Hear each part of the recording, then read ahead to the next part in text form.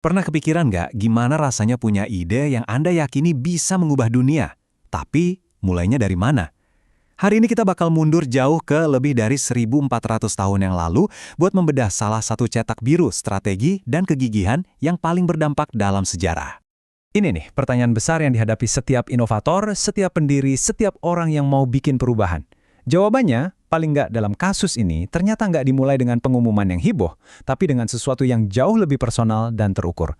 Yuk, kita lihat gimana strateginya dibangun, langkah demi langkah. Oke, biar kita benar-benar paham, kita bakal bedah ini dari sudut pandang akademis ya. Semua analisis kita hari ini tuh dasarnya dari skripsi Uin Araniri ini, yang secara spesifik mengurai langkah-langkah strategis yang diambil untuk menumbuhkan sebuah ide baru di tengah lingkungan yang bisa dibilang sangat menolaknya. Oke, kita mulai dari settingnya dulu, Mekah. Dan ini bukan cuma soal lokasi ya, tapi ini adalah arenanya. Selama 13 tahun yang super krusial, disinilah sebuah gagasan baru itu diuji, ditantang, dan harus berjuang keras cuma buat didengerin aja. Nah, terus gimana caranya mulai dari nol? Strategi awalnya tuh bukan kampanye besar-besaran, sama sekali bukan. Justru sebaliknya, ini fase rahasia, diam-diam, tapi terencana banget buat bangun fondasi yang nggak bisa digoyahkan. Nah, disinilah letak jeniusnya strategi ini. Coba lihat deh, ini tuh pendekatan akar rumput yang klasik banget. Langkah pertama, ajak orang terdekat, keluarga. Langkah kedua, bentuk tim inti yang solid, kaderisasi gitu. Langkah ketiga, perkuat lagi ikatan itu. Intinya, ini bukan soal jumlah, tapi soal kualitas dan kepercayaan. Bikin dasar yang kokoh dulu sebelum keluar menghadapi dunia. Oke, setelah fondasi yang dibangun diam-diam tadi udah kuat banget, baru deh waktunya buat perubahan dramatis.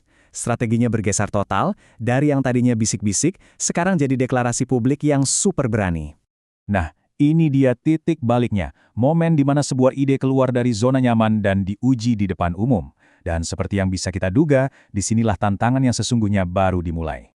Dan lihat deh gimana taktiknya langsung beradaptasi. Ini udah bukan lagi cuma soal nyampein pesan, tapi udah jadi strategi yang bercabang-cabang.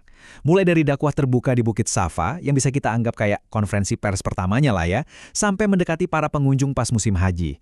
Ini kan jangkauannya langsung ke audiens internasional, super tertarget, cerdas banget manuvernya. Iya, tentu aja, begitu go public, langsung ada reaksi kan? Gerakan ini sekarang berhadapan langsung sama dua kubu yang berseberangan, kawan dan lawan. Nah, keberhasilan misinya ya tergantung gimana caranya bisa menavigasi medan yang rumit ini. Slide ini nunjukin pertaruhannya dengan jelas banget. Di satu sisi ada aliansi dan peluang, di sisi lain ada konflik dan tantangan. Coba kita lihat lebih dalam lagi, siapa aja sih yang ada di kedua kubu ini? Dan di sini kelihatan banget betapa ekstrimnya dua sisi ini. Di kubu kawan ada sumber daya yang krusial banget. Ada dana, dukungan moral, dan yang paling penting, perlindungan politik dari tokoh-tokoh kuat. Tapi di kubu lawan, serangannya tuh total. Ancaman fisik, penyiksaan, boikot ekonomi, bahkan sampai ada rencana pembunuhan. Ini benar-benar pertarungan hidup dan mati. Menghadapi perlawanan segila ini, diam aja ya berarti kalah. Jadi strateginya harus berevolusi lagi. Dari yang tadinya ekspansi publik, sekarang ganti mode jadi bertahan hidup dan beradaptasi di bawah tekanan yang luar biasa. Dan ini kerennya, bukan cuma sekedar bertahan, tapi bertahan sambil tetap tumbuh. Coba perhatiin taktiknya. Cari suaka di Habasyah, itu langkah cerdas buat ngelindungin aset paling berharga, yaitu para pengikutnya. Sementara itu, fokus ke peziarah dan ngadain pertemuan rahasia, itu cara brilian buat terus rekrut sekutu baru di luar zona merah Mekah. Dan pada akhirnya, kesimpulan dari skripsi ini benar-benar jelas dan kuat. Seperti yang tertulis di sini, sikap pantang menyerah itulah yang jadi kunci.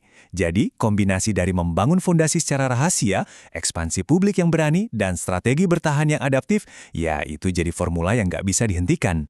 Jadi, apa yang bisa kita ambil dari semua ini? Kisah ini tuh lebih dari sekedar catatan sejarah. Ini semacam cetak biru abadi soal kepemimpinan strategis. Dan ini ngebuat kita balik lagi ke pertanyaan di awal. Kalau sebuah ide bisa mengubah dunia 1400 tahun lalu dengan strategi ini, pelajaran apa ya yang bisa kita terapkan untuk gerakan dan ide-ide kita di zaman sekarang?